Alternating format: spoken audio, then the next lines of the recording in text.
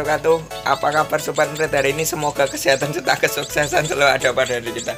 Nah, ini saya akan buat update laporan. Ini Empret hasil rescue kita kemarin.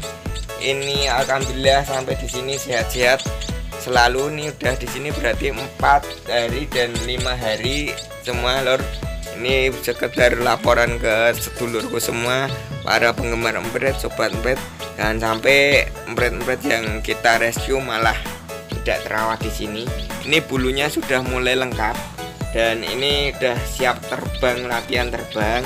Dan kemarin udah kita latih untuk FF dan lain sebagainya. Ini yang penting menjadi empret-empret yang jinak. Semoga ini nanti tinggal kita mastery juga, insya Allah. Mohon doanya, Lur, depan lancar semuanya dan alhamdulillah ini sehat-sehat semuanya. Oke, Lur, sehat selalu untuk sedulur-dulurku semua juga.